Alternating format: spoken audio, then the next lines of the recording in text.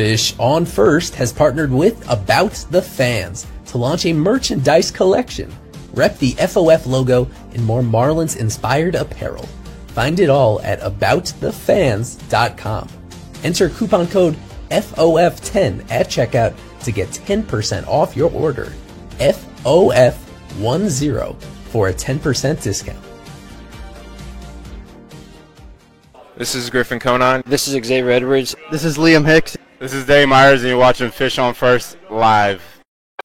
Hello, and welcome to this edition of FOF Live, presented by About the Fans. As always, you can check out About the Fans for your brand new FOF merchandise collection and get 10% off your order at checkout with code FOF10. As you can see, a bit of a small one here tonight. Of course, I'm your host, Daniel, and of course, joining me, as always, Mr. Eli Sussman. We should have Alex Krutchik or Kevin stopping by for the press box report. But Eli, let's go ahead and talk about this series against the Cubbies. A very interesting one against the Cubs. The Marlins did lose that series. It seems like, again, the last couple series, 2-1 against the Cubs. But let's go first at the positive. It's going to be a lot of negative from this series. But let's go ahead and talk about Ryan Weathers making his debut against the Cubs at Wrigley Field and looked very dominant, looked very good against the Cubbies lineup. A very strong lineup as always, top of the NL Central. How did you see Ryan Weathers faring in his return to the Marlins? Yeah, it was as advertised, as hyped based on following him in spring training. He was one of the biggest stories of spring training. The fact that he had slimmed down, while slimming down, his fastball velo had ticked up. He added even a new slider to his pitch mix on top of what he already had. So it goes down with that flexor muscle injury late in spring training, and you kind of fear the worst. Anything that's near the elbow, you wonder if there's going to be some sort of setback or it escalates to the need for surgery. And in his case, it was like a realistic best case scenario where he comes back now 7 weeks into the year, and he looked great. He looked exactly like the guy we saw in spring, where he was topping out at 99, which is what he hadn't really, that kind of pushes the limit of what he'd done in his previous career to this point. He goes 5 innings, and he's stretched out to go a little bit longer, I think, on his next outing moving forward. So he instantly is obvious top 3 pitcher in this rotation. I think you can make a case, if you want to be really bold, you could say he might be the guy you have the most trust in moving forward, with given that Max is a little less experienced and that Sandy is still in this murky situation. When you have Weathers go up against this Cubs lineup and hold them to just 1 run in 5 innings, do it really efficiently, there's reasons to be really hyped about it, that he could be even better than he was last year. And last year he was pretty solid. Yeah, with the Cubs, how did you see him maybe in some specific matchups? Because again, against the Cubs, he's going to get some high quality hitters. Again, you have PCA, Kyle Tucker, who's probably an MVP candidate right now. And then you have Dansby Swanson winning up Series MVP. How did you see him going up against those specific hitters, going to get those high-quality batters rather than maybe going up against maybe the Rockies, where it would be like, let's see him against better competition? Yeah, it was tough competition, but I think it was one of those nights where the wind was blowing in, as it was most of the series. That's why it was low scoring. I was watching the Cubs today, and they won 13-3. You can guess the wind was blowing out today. That's how it plays, like 2 completely different ballparks depending on the wind situation. That helped. In his case, though, there wasn't really a ton of balls in the air anyway that were even all that close to going out. The one run that was cashed in was from Seiya Suzuki in that 4th inning, a solo shot. And aside from that, when you can keep the ball out of the air at Wrigley, period, then you're usually going to have a lot of success. The other little thing that I was excited for is that we know that this Marlins pitching staff has been terrible at holding on base runners even when they get on. So in this case, he was only tested, I think, once or twice. There was guys actually on first base, but he's somebody that has a good track record of actually holding on runners. And for that being one of the issues that the Marlins have had for a lot of this year, he's a guy that I think is going to be part of changing that trend a little bit, because he has a better look at the runners on base. He's able to be a lot quicker to the plate than other guys in this rotation. So I think that's one thing, that one of those little details that I'm encouraged about, just considering how frustrating that's been all year for basically everybody else on the staff. He's going to be a difference maker, the first lefty that has started any game for the Marlins all year long. And if you remember last year, coming into the year, it was almost an entire lefty rotation because they were trying AJ Puck as a starter. They still had Trevor Rogers as a starter. They had Braxton Garrett. They had Jesus Luzardo. So I think it's just funny how that has totally flipped, where now it's all righties with Weathers being the first exception to that. Yeah, as we're now joined by Isaac, who is at the ballpark, along with Alex and Kevin. I'm not sure if this is an early press box report, but Isaac, we're talking at the Cubs series. You want to elaborate a little more on the Marlins at Wrigley Field? Yeah, no, not a press box report. Just wanted to come in, join you guys for a little bit. That Cubs series, I think it went a little bit as we all sort of expected. Ryan Weathers really salvaged the day, as Eli already spoke about briefly. Yeah, as you see, almost everybody had the Cubs to win except for myself. I try to go against the wave sometimes to try and get some points there, but obviously that strategy hasn't worked out well. But yeah, Ryan Weathers is really superb, and the offense obviously was able to carry Cal Stowers.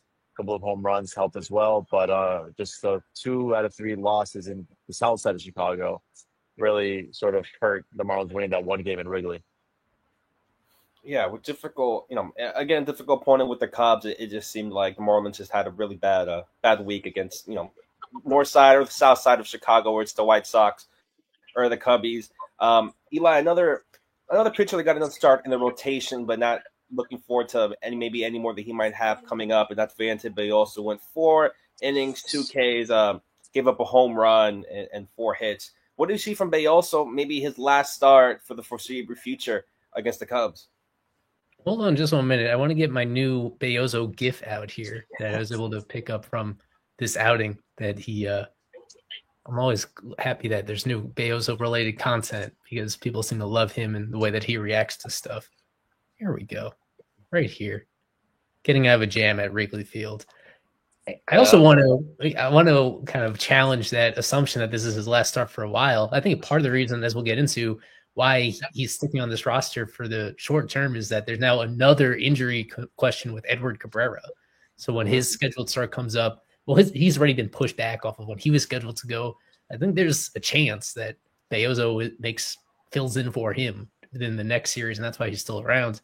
Other than that, it's a lot of what we've noticed this year with him, where it looks good the first couple innings, and then once hitters see him multiple times through, it gets a little bit dicey right there. And this team, this management just doesn't have a whole lot of trust in him for understandable reasons. But every time, I think in this case, it was exactly when he got twice through the Cubs lineup that they made that switch and went to the pen. And that has been the trends with him basically going back to last year also, but especially this year, where even when he's pitching well, it's a relatively short leash. I remember it was more controversial against the Dodgers, of course, because that Dodgers start, he was nearly perfect the first 2 times through in this case, but it was the exact same limit this time. He faces 18 batters. He goes through the lineup twice, ends up giving up 2 runs, 1 unearned run. Yeah, I remember it was that error by Wagaman that kind of that disconnect. You could actually argue it both ways. Wagaman to Xavier Edwards at shortstop is kind of poorly executed throw to second base that made things a little bit messier than it should have been. So he's fine. And overall, however you want to justify it, the fact that he's still on this roster, I think makes sense. I think he's earned a spot, I guess, in some vague role, multi-inning role, whether it's reliever or spot starter on this team. I'm just happy to see him stick around a little bit more until the results prove otherwise. It is frustrating that guys that are getting really bad results have stuck on this pitching staff for a lot of the year. And then this one guy who has a 3.27 ERA and last year had like a 3.5 ERA, he just wait until like, even if we think he's going to be a regression candidate, just let it play out a little bit longer instead of constantly bringing him up and sending him down. Yeah, same to Isaac on Belloso. What would you see from him, and maybe even how Clayton and the staff are managing Belloso? It's funny because the way it was, just not that long ago in Major League Baseball, you let the starting pitcher sort of show you that okay, he's cooked either that day or that year, and then they would do something about it. In this case with Belloso, they're just trying to predict when he's inevitably going to regress, like Eli said, and they're just not letting him get to that point yet, whether it's in a singular ball game where he's facing the lineup a third time through. Unfortunately, in this Cubs series, it only took 4 innings to reach 18 batters faced, 18 outs, I guess. In the Dodgers series, he got all the way to the 6th, but they're just not letting him fail. They're not letting him fail on their watch. So it's just sort of, they want to sort of predict when those wheels will fall off with him. And it is a little frustrating. I can see why. The numbers are there for a reason. Third time through the order, the hitters are seeing a beach ball coming out of his right hand. So if I were him, it'd be frustrating. I'd be frustrated, but I guess it's understandable. Let's go ahead to the game before that. I want to go ahead and talk about the last starting pitcher from this 3-game set that we have yet to talk about, and that is one Mr. Cal Quantrill, who again had another disappointing start. Again, 4 third innings, 3 earned runs, 1 strikeout, 2 walks, a home run. Eli, with Cal, I'm guessing the Marlins already know what they're getting with him, but are the results even proving enough for the Marlins to just, I don't want to say keep him on the roster, but to keep him going out there? This was another case where it looks worse, the final line, than this actual performance. All those runs coming in his final ending of work. They did the exact same thing they did to Beozo. He goes 2 times through the lineup, and then they went to Veneziano, who's since been sent down, in part due to the way that he struggled in this outing, giving up that home run to – he also gave a home run to Seiya Suzuki too. I hadn't remembered exactly which batter it was, but yeah. And then, yeah, I remember the Kyle Tucker hit, and then it was Seiya right after that. So in this case, it looks a little messier than it actually is with him. But I think he's going to get a little bit of a longer leash to stick around and try to show something. I mean, what's frustrating, being on a 1-year deal, is very obvious trade deadline chip. And I don't see a scenario where things change over the next couple months that has a contending team actually interested in like bringing him aboard as a playoff starter, even though he has value to this team as a classic stopgap until they're really confident the next wave of prospects is ready. I don't think that it's hard to see them getting the desired result, which was flipping him for prospect capital at the deadline, especially the way that they're so concerned about the way he pitches third time through a lineup. And it's not somebody that really offers much in a shorter term role or as some sort of interesting reliever. His stuff doesn't really play up that way.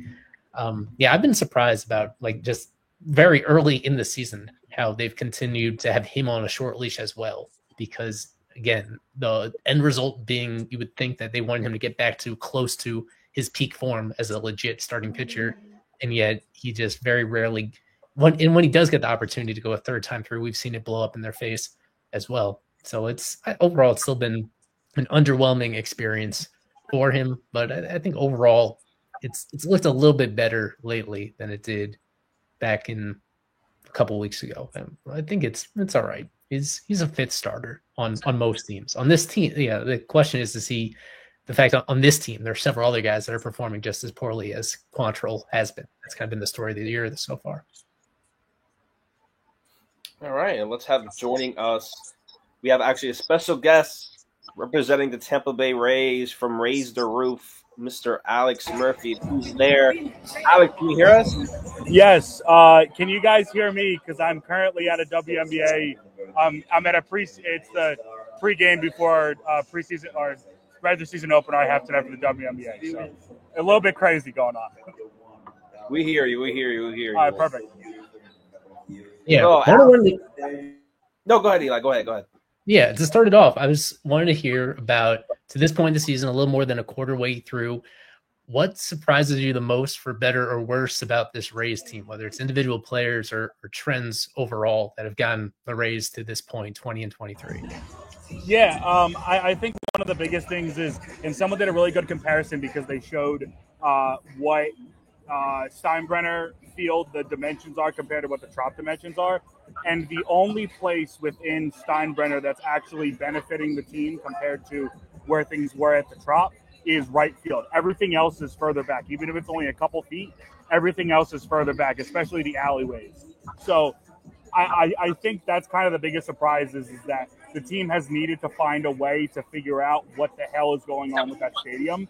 Because, again, no one really wanted or expected this to happen, but you got to do what you got to do, when push comes to shove in those sort of situations. But yeah, I think that's been the biggest thing is when you look at the stadium and where everything is playing, some balls that might have been home runs, whatever it might be, those aren't home runs now, and it could be doubles and flyouts and things like that. So there's a lot of chaos that they need to figure out. I think when you look at individual players, I would like to see more from Junior. He hasn't done as much as I've wanted to so far, but I would like to see more from him. I think someone like Jonathan Aranda, it's not really a surprise, but we've waited for this to happen. Same thing with, I wouldn't say same thing with Cameron Meisner, but he's played a lot better as of recently. I know former Marlins prospect. I'm glad to see that he's playing really well right now. So, and then like some other guys like Taylor Walls is still Taylor Walls. Like, he's a good defender, can't really do anything offensively, even though he's batting like 200 now. Like, I feel like my expectations have been lowered like tremendously with him over time of like, I want you to bat 220 and have a 600 OPS. And like, I feel like the more that I've lowered it, the less I'm happy about the fact that I've lowered it. I know recently Bilal has hit a lot better over like the last week or so. So that's a good sign.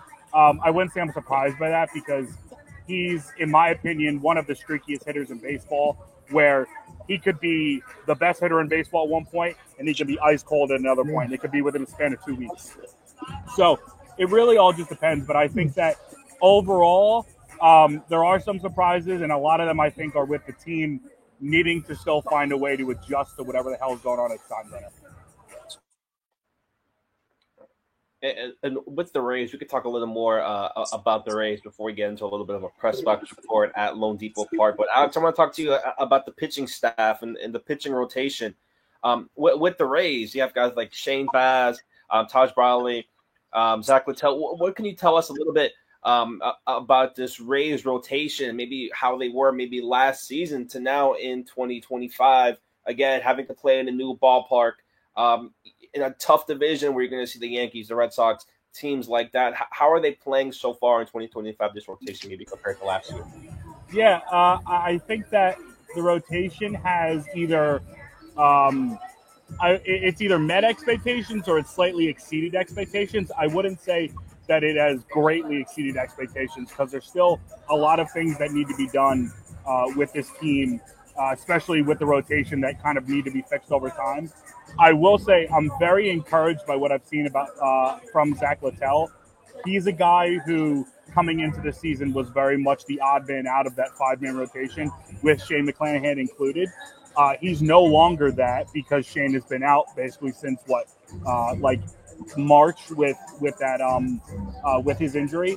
And I'm not preaching to the choir about Zach Littell, but he has been a fantastic fifth starter. He's been a guy who's been able to eat up innings. He's not like what Tyler Alexander was last year, what Aaron Savali turned into. He has been overall a very, very solid fifth starter who can eat up innings when need be and limit the damage as much as possible. I'm waiting to see more from Taj. I think that there's still a lot of glimpses from him. We haven't gotten the full, I think, Taj Bradley experience that all of us want. Again, same thing with Shane Baz. He's shown a lot, but overall, I wouldn't say that he's incredible. But again, there's flashes more and more. I feel like that's the case with a lot of those guys outside of Littell because, again, Littell was that odd man out coming in. You're seeing a lot of flashes of success, a lot of good starts happening, and then maybe like 2 starts later, it kind of falls off. They give up a couple more runs, and they're not as effective as they were previously. So if they can become more consistent, if they can get more of those 6-7 inning outings, maybe just even 6 innings, get more of those quality starts coming at a more consistent pace and striking guys out. They don't strike for whatever reason. They've struggled with striking guys out. The starting pitching has struggled with striking guys out. So if they can find a way to induce more swings and misses, induce more strikeouts, and prevent more hits and prevent more walks and things like that, I think they'll be in good shape. But if I had to give it a grade, I would give it like a B or a B minus. Like nothing crazy, but there's definitely plenty of room to grow within that. Are you aware of how lopsided this series has been in recent years? From my ends, I'm kind of obsessed with it. The fact that the Rays have won the head-to-head matchup 6 straight years, and not just won it, but like going away, they've swept it several years, 24-4 against the Marlins over the last 6 years. That's an 857 win That's hilarious. percentage. That has to give you quite a bit of confidence going into this, right? Compared to what it looks like on paper. I guess also shout out to our friend Billy, aka Shep, who created this graphic. I asked him to do it today, and I was like, "What can you whip up for me?" And he whipped up this. He's done a bunch of great stuff for us in the past, so shout out to him for that. Yeah, I don't know what to expect, even though the Rays have dominated the series, because I don't like. When you look at this team on paper, you would have thought that they would have been a much better team at home if they would have gotten off to a better start, which they didn't. They've really played well on the road, so it feels like it's a flip of where things were last year, which is funny. Or I guess just a flip of where expectations were maybe coming into the season, which is funny. I don't want to say that I'm expecting them to sweep the series or whatever it might be. I do think that they have a good shot of winning the series again. But I'm cautious to say I'm going to expect them to sweep. I'm going to expect them to win 4 out of 6 or whatever it might be. I'm just trying to keep things even kill right now, because the more that I get hype about this team, the more that they're going to let me down. So I'm just going to, the more that I can kind of stay even keel with everything, the better personally that I'll be. But I would say it should be a very interesting series with the matchups. There's a lot of guys in the Marlins who are playing really well right now. A lot of former Rays on this team, former Marlins on the Rays. So it's fun. I dub it as the best series, the best rivalry in baseball, even though it's not, because I want us to have something. But I also think that this Citrus series is funny in a way, because it gives us something to talk about as a collective. It gives us something to kind of have fun with when we know that this isn't the premier rivalry in baseball. It's just kind of two teams that are two teams that are in-state teams kind of came around at the same time. One team has more World Series than the other, but hopefully the other one will come around. Yeah. One more quick question for you before we get your series predictions about Mason Montgomery potentially being groomed to be the next closer if and when Pete Fairbanks is traded. To me, that's more about Fairbanks. The fact that he's now in his 7th season with the Rays. I think just like the Marlins, they don't have a great tradition of keeping guys quite that long. As they get further along, closer to free agency, their salaries climb, then all of a sudden you inevitably have to consider them as trade candidates and just count down to when they get flipped for somebody.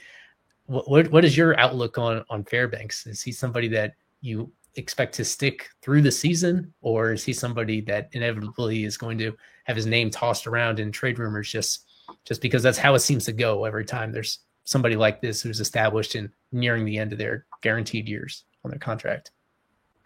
Yeah, I would say that with Fairbanks specifically, he's a very interesting guy.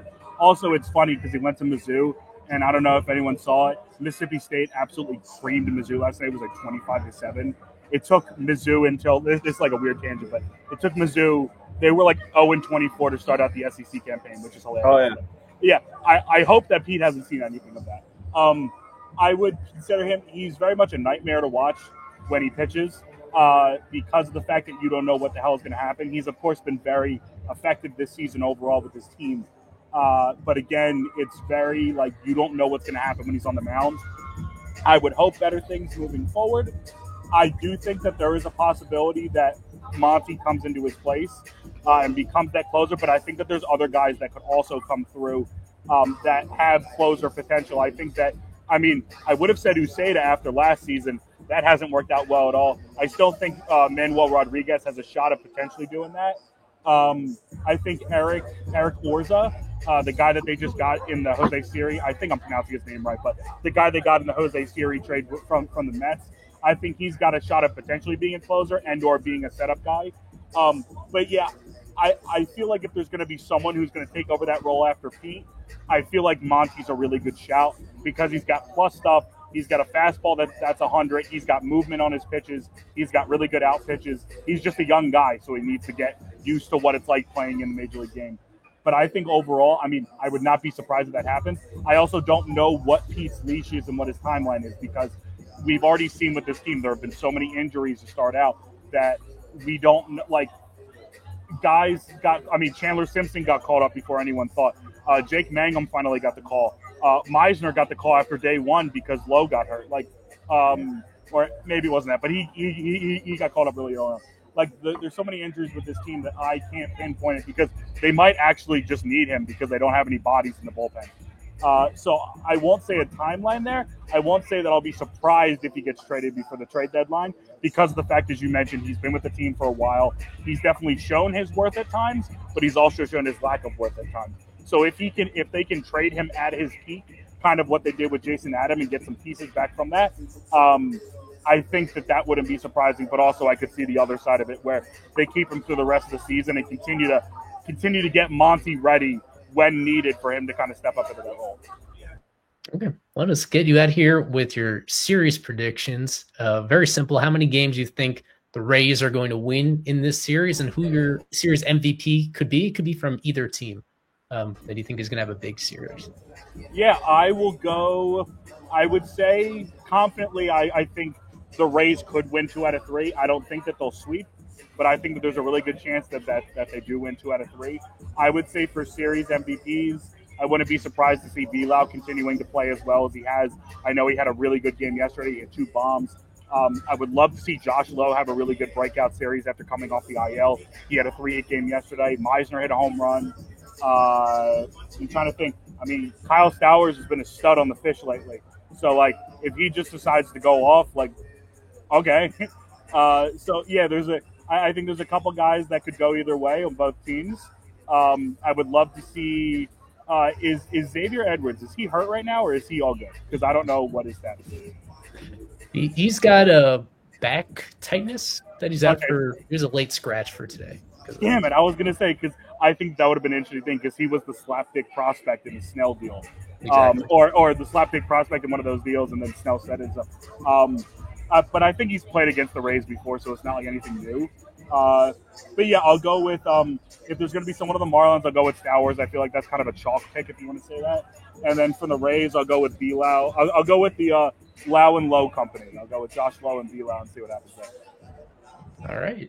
Alex Murphy from Rays on the Roof. Thanks for joining us on pretty short notice. Enjoyed the game and the game after the game. Both games are going to go on at the same time, I guess. The WNBA game. I'll be following both intently, so it'll be a lot of looking at my computer and looking at the court, looking at my computer and looking at the court throughout the entire night. Okay. Thanks a lot, Alex. Thank you. See you guys. Thanks so much.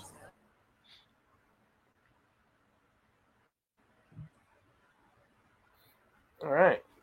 That was Alex Murphy from Raise the Roof with this very interesting prediction. I want to see how Eli writes that in the sports. I'm gonna have to trim that for. He had an unusual take on. I'm gonna go instructions there. That's what I've never had somebody rattle off like four different. I love it. 5 different series MVPs, and then ask a question in the middle for clarification. But thank you to Alex anyway for all the analysis. No, that was awesome. I always appreciate some Rays talk. I wanted to ask him a little bit about Chandler Simpson, Ha-Seong Kim, guys like that, but just getting a couple minutes from his time.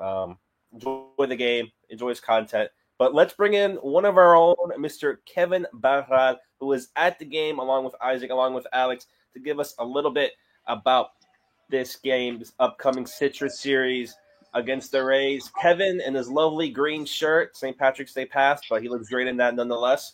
Kevin, talk to us about what you heard from playing a little bit on this series and what to expect. Yeah, I mean, more of the breaking news with Edwards scratch with, I believe it was back tightness. So we'll see if that's something more long-term. Went out there, did a little pregame work, seemed like it just wasn't good to go. We'll see how the Jesus Sanchez leadoff experiment works. Not looking forward to seeing that, but here we are. Aside from that, I mean, hopefully Max bounces back.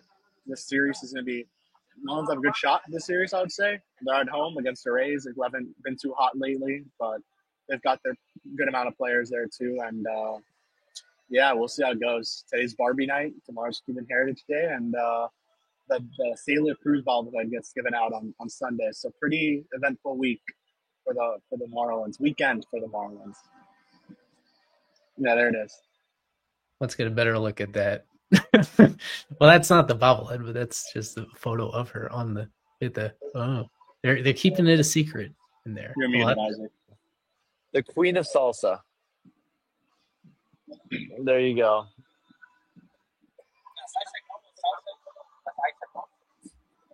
Yeah. One of the smaller things that came out today is Otto beginning his rehab assignment with Jacksonville. That would seem to signal that this might be the last series until he comes back. You think he just gets plugged in the everyday second base again, or the way that Sanoha played it all changed the thinking about them, the way that Edwards has struggled at shortstop defensively? I guess it's not quite as automatic as it looked before in terms of how this middle infield is going to line up moving forward. I don't. I think I don't think Grant Paul is going to be very lucky this time to avoid an option. So this may be it for him. And yeah, I mean you're right. Sanoha has been really good when he's been out there. So and Edwards. I mean we saw it in the Chicago series. Just wasn't good at short, despite Clayton, saying otherwise, thinking that it wasn't that bad. But man, I don't know. At this point, how much longer do you keep Edwards at short? That's the question to be asked at this point. How much more of a leash can you give someone like that who's been struggling at certain, parts of the game, especially the arm strength, which has just been worse than last year. Throws aren't getting to first. It seems like he's about to make this awesome play and just unable to finish it. On the other hand, you have Otto, who can make those plays and has been good this year, at least defensively. I know he was struggling offensively before he went down with the injury. And then you have Sanoha, who could play the position. I don't know how much better he would be than Edwards, but I think it would be an upgrade. And I think just for Edwards offensively, it would make more sense just to have him at second, let him focus on the bat, not have to stress too much about short. And but aside from that, we'll see how I think it'll just be Otto back to second. Sanoha is your utility guy, plays a little bit of everywhere. So, yeah. Yeah, it's going to be an interesting one for sure. I do think that he'll be slotted right back in at second base. Unfortunately, at the time of the injury, he was hitting a little bit better than he had in that prolonged slump after that awesome first couple of weeks he had for the regular season. Really slumped, and then he started getting back on track a little bit. Otto Lopez did. So to answer your question, Eli, I do think, yes, he will slot right back in a second. Edwards, I was very close to asking Clayton, if the not struggles, yet Xavier Edwards has been hitting a little bit better as of late as well. But if those struggles were to come back, who else would you toy with in the leadoff spot? Because I don't think they're going to go away from X at short, from what I understand. Unfortunately, like what Kevin mentioned, you guys have mentioned, it is a little bit tough when you especially have a couple of probably better options defensively. But I'm just curious of if they would tinker with the leadoff spot, because Xavier Edwards, he's not getting on base as much as he'd like. Someone he offers zero power from the leadoff spot as well. And to me, him having Jesus Sanchez right away be the first guy ever to lead off this season anyway, maybe demonstrates a little bit something that he's their second man up if X does struggle a little bit. Maybe they have Otto up there. Maybe they have Connor Norby. They do have a couple of options to lead off should Xavier Edwards continue to struggle. Maybe they try him ninth. But I do think you'll see, for the most part, a middle infield of Xavier and Otto once Otto returns next week. I want to say it's the same injury as Dane, so maybe that'll require an IL stint. We'll see. If it doesn't, great. If it does, we'll see what ends up happening. But they're going to have to bring someone up, at least. I guess Acosta. I know he hasn't been good, but he's the only infielder on the 40-man, and I'd rather have him at short than Xavier Edwards. So I don't think they're going to rush up Acosta until they feel he's definitely ready offensively. That's fair. And to your point about what they would do in the leadoff spot without X, the emerging answer would have been Dane, but then Dane went down with his injury for the next couple weeks, it looks like. So that was a bummer with him going out, because he was the one that at least had the profile of skills that make a lot of sense for the leadoff spot. I know that, Kevin, you spoke with Cam Meisner, and we'll put up that interview on our platforms. I didn't actually get to listen to it myself, but you tweeted it out, and I know it was a pretty quick conversation. Former Marlins draft pick, finally made it to the big leagues, and now he's close to an everyday outfielder with the Rays, playing a lot of center field. I was just watching him yesterday, made a couple more great catches in addition to being solid offensively. So give us a tease what you guys talked about. Yeah, he said it was pretty short. I don't think he saw the interview coming, to be honest with you, which I don't blame him. But yeah, no, it's just like him being grateful for some of the Marlins. He says he still, talks to some guys in the organization. That's such a small world at the end of the day, and it's been a good season for him so far. He believes, he knows it's been a little slow for him as of late, but he believes he's getting it going there, and yeah, we'll see. I mean, I won't say everything, so you guys can check it out. I think it'll be on fishonfirst.com, and it's on my platforms right now. So wherever whoever wants to check it out. He was a good interview. He was a good guy. He's a good guy. And I mean, at the end of the day, that trade worked out for the Rays pretty well. Now, looking back at the trade, Marlins got one pretty good year out of Wendell, and that playoff season. Actually, no, they got a couple good years out of him. And well, they got one decent year and then one year where he was around, but not actually good. He was a shortstop for almost every day. So at one point, so I don't know. I mean, I guess it was a win-win trade for both at the time. I mean, now it's becoming a win for the Rays for what it's worth. Before you go, Kevin, before we let you go, I want you to talk a little bit about Max starting tonight against Taj Bradley. Should be an interesting matchup there, two young pitchers. What do you want to see from Max in this start against the Rays? And maybe it gets an interesting lineup that he'll have to face. Yeah, Clayton mentioned that he may have to go a little bit into that arsenal. He's been going super slider heavy, and these last two starts kind of seems like the slider got a little, exposed, I think is the best way to say it. And that's just, Clayton saying league's adjusted to him. Now he's going to adjust back, and that's what this league's all about in general. So I think he's going to have to get into that sweeper. He's going to have to use the sinker a little more instead of going fastball changeup or a fastball slider, which he's been doing a lot of. And, maybe use the fastball a little more because this is a guy, this is an organization that just isn't using the fastball as often as they used to. There's certain guys who still use it quite a bit, like Weathers in his start yesterday or 2 days ago. I apologize. And I think they're just going to have to go. Maybe Max could just benefit from going fastball. I mean, it's looked good at times, and may as well do it. If your slider's going to, continue to be exposed, or guys are adjusting to that slider, may as well change it up and see if with your other secondary stuff, which is incorporated throughout the offseason, it worked. It looked good. Might as well try to give it a shot and see what you got. Yeah, Clayton McCullough was asked about that, about specifically his fastball being hit so hard all season long, his fastball sinker. And Clayton just basically put it out to him always being behind him in count when it does get hit hard, because he usually doesn't go to the fastball sinker early in counts. And I look back at some of his starts, like, he usually does start off with some sliders and even some changeups. But his fastball sinker is getting hit so hard because they're always in 3-1 counts and hitter counts. So I think that may be the key, maybe starting off with some fastballs where the hitters are not expecting it. So it's going to be an interesting test for him tonight, no doubt. All right. I think, Eli, if you have anything else to ask Kevin, I think that's a perfect time to let him go, and you can follow Kevin's coverage. Just a quick graphic that I think sums this up perfectly. This is Max Meyer's run values on pitch types. And his slider is great. Even his changeup has been productive. And look at that, -6 runs on his fastballs. All that mainly coming down to just the hard contact. Absolutely right. That is what sticks out, I think, ever since the start of his season, until even recently. It's a lot of those. There's like one start in there where he didn't have the field first slider and he was hanging a few of them. I think that was against Seattle or something. And then every other start, it seems like it's just a matter of time until a fastball gets pounded. So I am going to be watching that closely myself.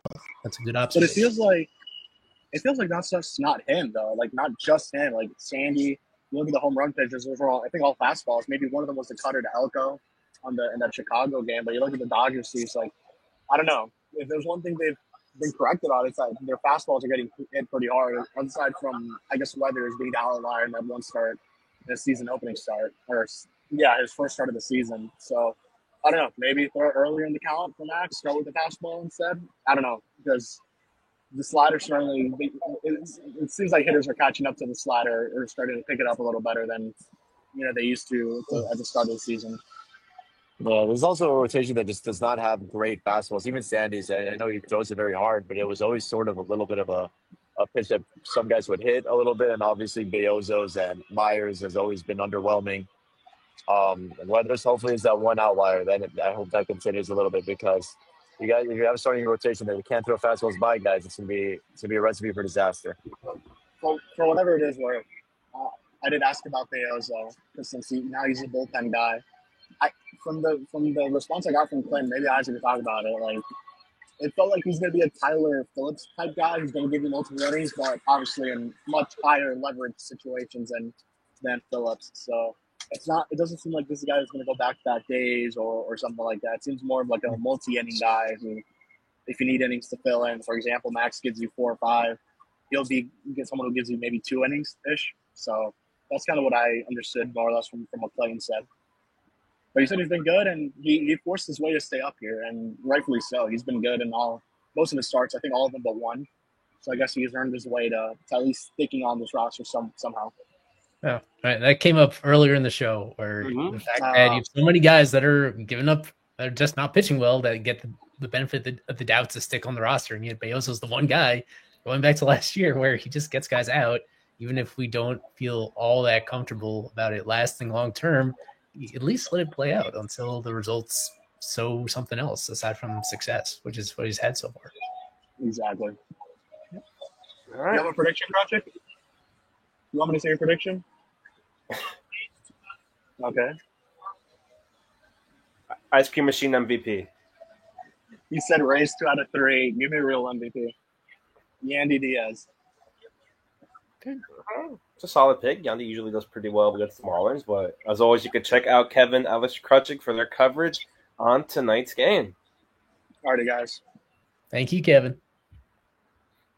All right, Eli, let's go ahead and finally talk about this series, this game tonight, this series coming up, Citrus Series against the Rays, and let's look at these lineups. Some very interesting lineups here, some late changing for the Marlins with Xavier Edwards having to scratch him for Jesus Sanchez, Xavier Edwards with some back tightness. Eli, we'll go ahead and talk about the Marlins first.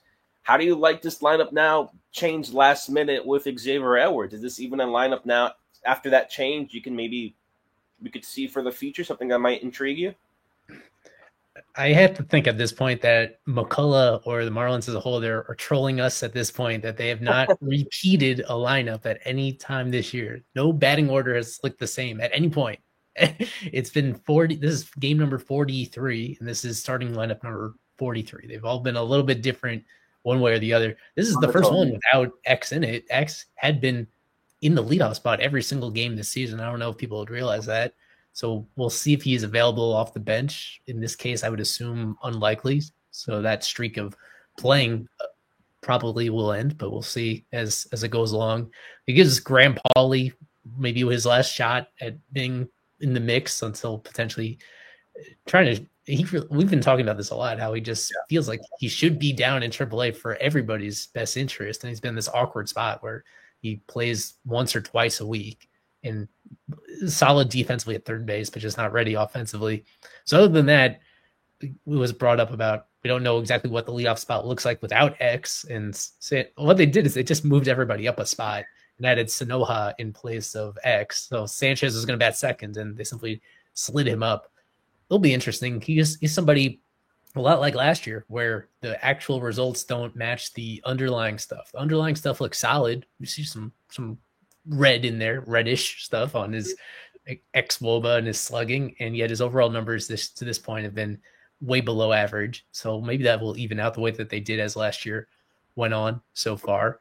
It's good that to have Derek Hill back in center field defensively in the meantime, with Dane out and with Jesus Sanchez not playing there, because that experiment did not go very well. Yeah, other than that, I'm just interested in the first base situation continuing to play out, because Wagaman has been down and then up, and now he's been kind of down again. And Matt Mervis has been way more extreme, where he was on top of the world the first couple of weeks. Oh, what a week I was. I looked it up. Over the last 30 days, he's hitting, let's see if I have this precisely. Last 30 days, Matt Mervis hitting 131 with only 2 homers. Oh. He's like negative 0.6 wins above replacement in the span of 1 month. It's negative, and it's only 1 month, and he's lost over half a win. One of the worst players in baseball over that last month. I think I don't know if we have time on this stream to go into, but the chatter and the clamoring for Troy Johnston to get his shot, I think this is finally the time where it's a little bit appropriate. We've not been stumping much for Troy on our streams this year, just because we're kind of resigned to the fact that this organization, for whatever reason, doesn't believe in him. He's not going to get his opportunity. At this point, though, with Mervis going way downhill, at this point, not really offering much on the table aside from a chuckle when he got hit in the balls on that throw to first. Thank you for the views. Thank you for the views. Not to say that you're giving up on him entirely. He still has minor league options. He's just performing so poorly. And you have Troy he's heating up again in AAA Jacksonville. He's got nothing left to prove down there. There's ways for them to create a 40-man roster spot to make it work. But what's your take on that? Should we really be on Troy watch these next couple of series if Mervis continues to slump so much? I think you mentioned it like perfectly right there. In the last 30 days, Matt Mervis has seemingly given the Marlins nothing, and I haven't even asked you about his strikeout numbers or his strikeout percentage, and maybe how that might even look, because hitting 132 home runs, most of his, who knows, maybe at least half of his hits were just those home runs, and he's not providing anything offensively. Again, first base, Matt Mervis not even producing maybe anything defensively as well. This is a guy that if he's not going to produce for you offensively, he's really not going to give you anything on defense. And when he's not giving you anything on offense, it's just a guy. It's just maybe just a body for the Marlins to throw out there at first base and occasionally DH when give someone else a rest, or if they really like the matchup with Matt Mervis. But you know my stance on Troy. I think almost everyone here on FOF, if Carver were here, he'll talk about him for the rest of the stream. But Troy Johnson, we love him. This is a guy that should have gotten his shot, not just last year, the year before that, someone who has earned it, rightfully so. And in that first base position, Eli, this was a position coming into the season that had the most question marks. You had Eric Wagaman. We have Matt Mervis. Could Nick Fortes go up and play there? Augustin Ramirez, he's been flirting with that position as well. It's a lot of question marks on this position. If they can put in Troy Johnson, if he can give the Marlins just something a little more than hitting 130 with just a couple home runs over the last month, Troy Johnson, I think, could be the answer. I don't want to put out there like he is coming up. He will be coming up soon. I think if Matt Mervis has another down spell and maybe really, really struggles, I think we could see Troy Johnson come up soon enough. But knowing the Marlins, they'll probably be bringing up someone else, maybe De Los Santos. Who knows, someone that they want to bring up in that first base position. Yeah, just to touch on that, on De Los Santos, the guy that we're still high on long term, still only 21 years old, the reigning minor league home run king. He just hasn't performed well enough this year. His strikeout issues are almost as bad as Mervis's, and those are against AAA pitching.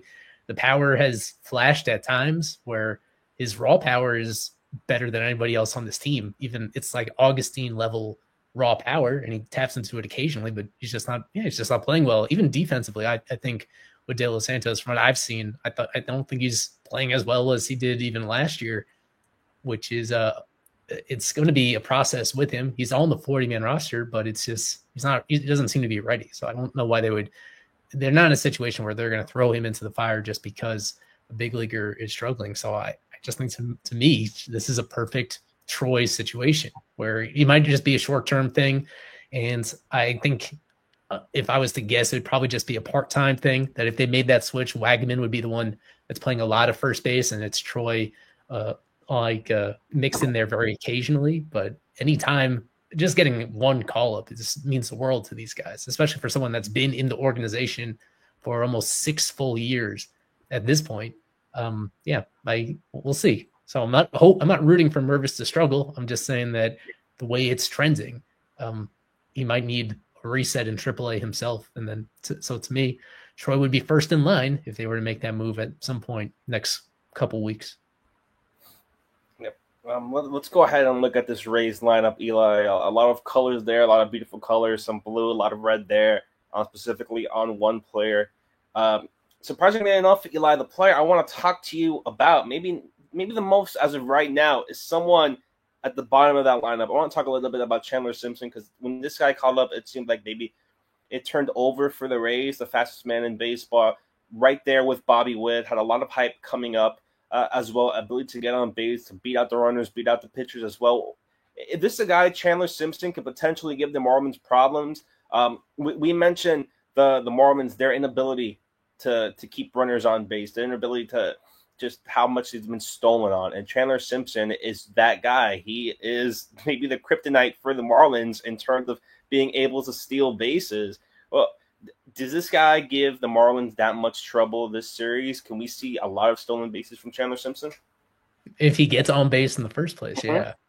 He got to a pretty hot start offensively. Since then, has really cooled down. The thing that sticks out is it's a combination of speed and also being a really great contact hitter, where you see that strikeout rate just 13% overall. So he does put it in play a lot.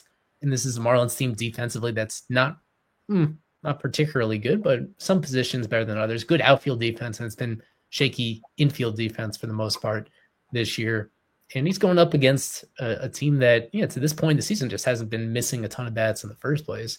So even though he hasn't established himself as a great hitter yet in the big leagues, I'm sure that he will be extremely aggressive if he gets on. And he seems like somebody that should be starting every single game as a guy that bats lefty and is going against 3 righty starters. So I think at some point in the series, he'll make his presence felt for sure right here. We see Cam Meisner's numbers. He was really hot early in the year. He has come back down to earth quite a bit. It's still something. And the fact that he is playing almost every day for this team is a big add. And Aranda came up when we were talking to Alex Murphy before. Aranda is their Stowers. It is at every level a guy that it checks all the same boxes as somebody around the exact same age who had a little bit of big league experience and had been okay to that part, but this is like beyond a realistic best case scenario where he is legitimately in line to be their all-star, or if they might have multiple all-stars, but at least one, he's the most obvious candidate by far to this point.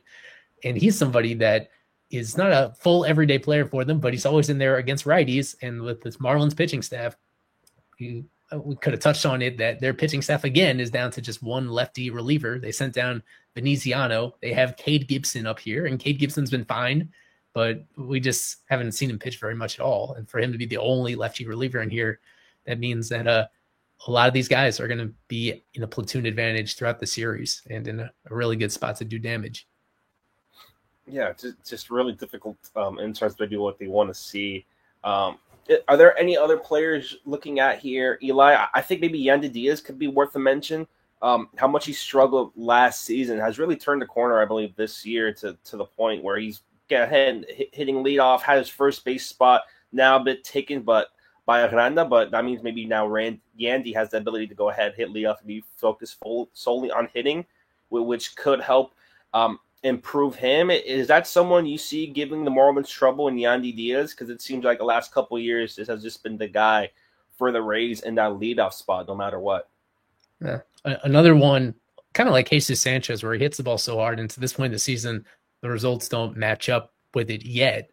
A below average hitter overall by the actual production, but the under the hood stuff still looks very good. As mentioned, the infield defense for the Marlins, I guess tonight it's all right, where if you have Sanoja there instead of Edwards, and you have Graham Pauley there instead of Norby, then a lot of those grounders that he pulls are now going to be at superior defenders compared to if you have X and Norby in that spot. So one guy tonight, if you wanted to make like a silly prop bet on any player in the Rays lineup, Yandy might be worth a shot to get a hit just because of how the stars kind of aligned for him on this particular night. Beyond that, if you get better defenders in there, I should say tonight it was going against my own rhetoric right there, where tonight is probably the wrong night. Tonight might be the night that they keep him contained because of that. But the rest of the weekends, when you have Norby and potentially Edwards back in there, then that might be a more favorable matchup for him. So yeah, he's fine. But with this group, in terms of the ones that have actually been healthy and productive so far, it's been Aranda kind of like lifting it up for everybody else at this point. But as was brought up earlier in the stream, Josh Lowe, Brandon Lau, gotta always get tripped up with those names because they're pronounced differently. But Josh Lowe being back is a pretty big addition too. He's the guy that has gone on some stretches when he's been healthy, have being a really dynamic player on both sides of the ball. Yeah, and let's go ahead and talk about the last player I want to talk about on the stream before we head into prediction time, and that's Sandy. Again, Sandy pitching, it feels like someone we have to mention, we have to talk about, and going ahead against this Rays team. Sandy, we thought, the White Sox, that would be the get-right game for Sandy. That'll turn everything around, bring up his value, bring back the old Sandy, and still difficult results as well. Pitched better, but again, against the White Sox, we were expecting glimmer of old Sandy. And now against the Rays, a bit of a more difficult challenge for Sandy with guys like Yandy, Javier Fair against Chandler Simpson, Aranda, who has been incredible so far this season. Eli, with Sandy, just how do you think he'll fare against the Rays? Again, he's seen this team quite a bit, in-state rival, but it just feels like we're saying so much. This is the game for Sandy. This is the game for Sandy. I think it's gonna get to the point where maybe none of these games are for Sandy. Yeah, it's gone on long enough that I think he's due to have one outing where both his execution is good and his luck is on his side. It's been a mix of both, where most of the issues I think are on him to this point. He has pitched genuinely really poorly this season. At the same time, he's just paid a lot for little mistakes. It seems like a lot of meatballs that he's throwing are hit out for home runs, but at a rate that's a lot higher than other pitchers to this point. So with this Rays team, like, there are a lot of danger spots, but as I mentioned, not a ton of guys this season that have been consistently really productive right here. And it's a bummer that the last start didn't end on a high note. He was doing pretty well into the 6th inning and then got tripped up by a 3-run home run. But I remain cautiously optimistic in just his intangibles, and the fact that the actual tangibles are really good. The fact that his pitches are still pretty nasty. His velo is still there. And he was able to get stretched out beyond 100 pitches in his last outing as well. So I'll lean on the optimistic side that something goes well for him. If it doesn't, then I think that it spices up the conversation even more, and it should. Yeah, one of these times soon he has to actually put together a start to finish a good outing. Otherwise, the Marlins do have to do some introspective thinking about what's next and how to fix this, because overall he's been hurting the team any way you slice it. I think with that, Eli, it's a perfect time to get into prediction time. You can go ahead and go to that leaderboard and let's see what subscribers have picked for the Citrus Series. This is prediction time. I don't want to toot my own horn here, but I'm really good at this. A quick look at our leaderboard to this point in the season. You, Daniel, still tied for the top spot among our staffers, but Super Sub Lucas is first. And I got a couple points in that previous series to get myself back above the cutoff, so that's always huge. Our staff, our stream guests, our Super Subs make their predictions all series long, and we keep them tracked on the site.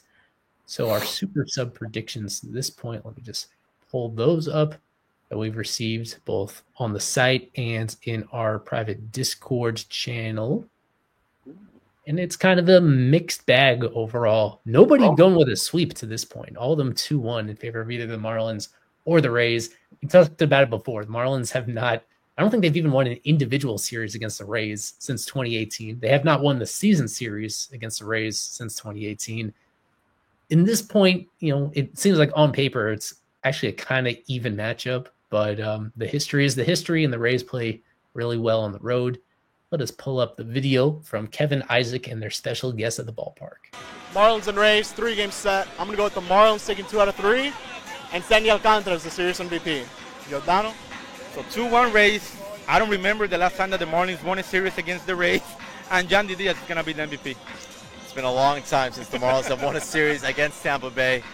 I think that the Rays are going to take 2 out of 3. However, I think Sandy Alcantara will be the series MVP. Back to you, Eli. Some interesting picks here. I should have told. I could have known. I could have told you that Giordano was going to pick Yandy. You could have given me 100 guesses. I wouldn't have needed that. I only need one guess. I could have told you that, but that was interesting there. That is his that's his season debut on Prediction Time at the ballpark. He's been on in previous years, but first time in a video this season for Giordano.